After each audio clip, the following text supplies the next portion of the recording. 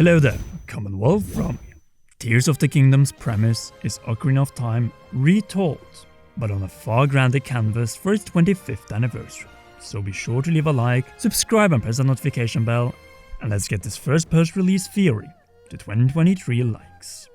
Ever since we first saw Gerudo Ganondorf again in 2019, I've had the suspicion that this game will be a return to Ocarina of Time. Not so much in its pacing and storytelling, but its premise, and it doesn't only limit itself to Ganondorf's grand return. Since Tears of the Kingdom is a game that had to provide some answers after Breath of the Wild was all about mysteries. Hence the major focus on Taber's son, Tulin, and the older Yunobo, Sidon, and Riju, though naturally with some new mysteries added to the mix. One recall in the beginning, and you have the ones who were gathered by Rauru and approached by Zelda after the former's sacrifice. The masked and unnamed sages. But why were they both masked and unnamed? I have an idea, and it revolves around Ocarina of Time and its sages. The first to oppose Ganondorf after his 7 years of tyrannical rule. You see, in that game we had 7 sages, when counting Princess Zelda among them. And the color corresponding to Tears of the Kingdom's secret stones and Ocarina of Time's medallions are evident. Light of Rauru, wind, the original intended theme of Ocarina's forest temple and the icon of the medallion itself, fire, water, shadow, and spirit. And behold, what is the order presented in Tears of the Kingdom's lookout landing and the side quest of Typhloir ruins. Rito, Goron, Zora, and Gerudo. So wind, fire, and water. Yes, there's a brand new theme in lightning replacing shadow, as the Gerudo took over the second to last general temple to leave spirit, the final regular one, for the Zonai. The Rito filled in for the Kokiri, or in Tears' case, the Koroks who were cursed by Phantom Ganon or tortured by Link. Anyway, the Sheikah Sage was replaced by a Zonai, specifically for the Sage of Spirit, Minoru, King Rauru's sister. The color of her stone corresponds to that of the Shadow Medallion, which Impa handed over to the Hero of Time in the Chamber of Sages. It is clear that the theme of spirit was moved from the Gerudo to the Zonai and changed color to that of shadow. In return, the Gerudo Sage has a new for sages lightning theme, though as was the case in the adult section of Ocarina of Spirit Temple, light and mirroring it being the key puzzle leading to the dungeon boss. In Ocarina of Time, that was Kouma and Kotake, who in Tears of the Kingdom appeared to stand by Ganondorf's side in a younger form in the past, and whose names are found on the Demon King's weapons dropped by Phantom Ganon. In other words, pretty much the same as Ocarina, but with some slight alterations here and there. That is the theme of this premise. The most crucial being realizing what wasn't done in Ocarina's first post-time skip temple. Now on to the possible real juicy connection to Ocarina of Time. The masks covering the faces of the sages calling to our friends. A majestic bird, an elephant, a salamander, and the mighty camel, all standing up in opposition against the newly born Demon King. Sounds familiar, especially in the case of the Gerudo, where Ganondorf was disowned by his former army, who appointed a new first in command when he joined the monsters. Much like Nabooru opposing Ganondorf in Ocarina of Time in both past and future. Speaking of time skips, how much time has passed between Breath of the Wild's ending and Tears of the Kingdom's opening? I begin to believe that it might have been exactly 7 years, all serving as a callback to Ocarina of Time. And the amount of years Link slept in the Sacred Realm and the Chamber of Sages, Ganondorf was in power, and the time it took Nabooru to become a sage.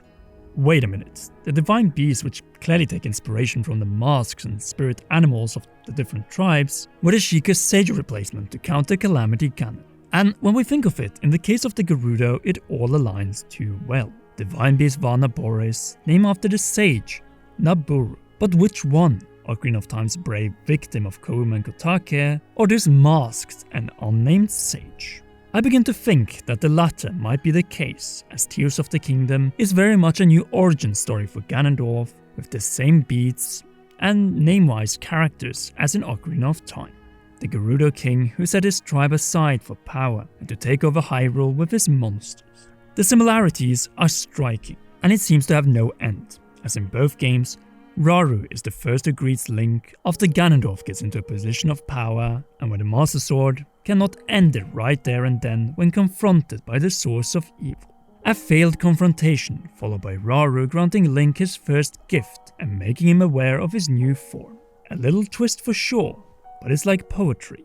It rhymes. Or history, which doesn't repeat itself, but also sure rhymes. Though here, there's far more of a remake of Ocarina of Time's plot and characters, to the point. We have a section in the past and the future, even though the past section is not playable. At least for now. In the past section, we see the same oath of fealty and the King of Hyrule not listening to Zelda's warning. Naturally, you can counter this by saying that the king in Ocarina and Tears are different, but I would argue otherwise, since it appears that what the Zelda team did was simply split the tragedy of the King of Hyrule from Ocarina's 1 into Tears of the Kingdom's 2 characters. King Rauru, who doesn't listen to obvious warnings from Zelda, who is aware of Ganon's danger and name, and Queen Sonia, who pays the ultimate price for the king's inaction. Just like the King of Hyrule had to pay in Ocarina of Time due to not listening to his daughter and Ganondorf's trickery. A fact that is even brought up by Ganondorf following Sonia's death. He didn't use the power that the stones offered him, and now he would pay the ultimate price. It is this turning point in the story, and the later acts of the distant past cutscenes, where we see that Rauru also follows the path of the Hero of Time in the adult section of Ocarina. He challenges a demonic Ganondorf with the help of Zelda and seals him at a cost. Namely, the Aftermath. The Hero of Time is sent back to warn about Ganondorf and to relive his childhood. On the other hand, Rauru's arm joins Link in the future to finish the job. Both serves as a tool against Ganondorf. And in both cases, Ganondorf brings new plagues to Hyrule when the plan backfires. After all of this, do we still need more showing that these two games tell more or less the same story with more or less the same characters? Yes, the Great Deku Tree, the guardian of the spirits of the forest, that being Kokiri Forest and Korok Forest. The latter this time without the Master Sword after Link pulls it before going down into the depths. But when we get to play, we find him cursed, and are forced to enter inside of him to clear him of a cursed minion of Ganondorf. Normally, we would expect Goma here, but the Arachnid followed the fire path from the Wind Waker, leaving the father of the forest to be cursed by the other boss of the forest in Ocarina of Time, Phantom Ganon. A fight with two phases, first Gloomspawn and the second against a single Phantom Ganon. Even the conversation, if you haven't already pulled the Master Sword, follows the same beat, minus ending with death. Though in both cases, the Great Deku Tree sends us towards Zelda. In the case of Ocarina of Time, in her castle, but in Tears, her dragon form. To pull the blade, she is restored as the Light Dragon. And here we get to a reversal of the Master Sword-Link relationship. In Ocarina of Time, Link was too young and not strong enough to wield the Blade of Evil's Bane and to confront Ganondorf. Hence he slept for 7 years. In Tears of the Kingdom, the blade is not ready to face Ganondorf, so Zelda turns into a dragon to transform it over the next up to 100,000 years into a form that will not break in the confrontation with Ganondorf. And guess who's by our side in both cases when we finally wake up after failure? Rauru, the Sage and the King of Light. You can also bring up the castles, but here the Zelda team made a solid job to differentiate. Ganondorf doesn't wait in person at the top, but the actual Phantom Ganon. Instead, the Demon King awaits at the bottom of the depths. And it is the opening and ending that truly differs between Ocarina and Tears. Well, until Ganondorf, faced by defeat and death, pulls the ultimate power of both games. So the Triforce of Power in Ocarina of Time and his Zonai Stone of Darkness in Tears, both transforming him into a final animalistic beast form which requires Zelda and the Master Sword to finish off.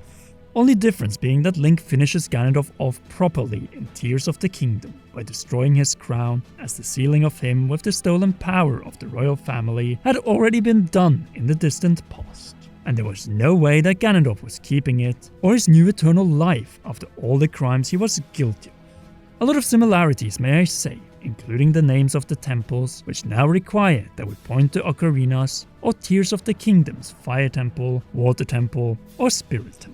Even so, it seems that all these remakes of Ocarina elements were deliberate, as this game is obviously meant to be the successor of not only Breath of the Wild, but also Ocarina in all regards.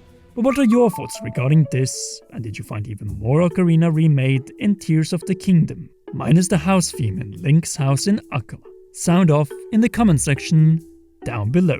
If you haven't already, then be sure to leave a like, subscribe and press the notification bell to not miss any future Tears of the Kingdom theory, secrets, and so much more videos. Last but not least, a big thanks to you for watching until the end, and to all our patreon.com/comearound patrons. You rock, and please enjoy one or both of these two awesome videos.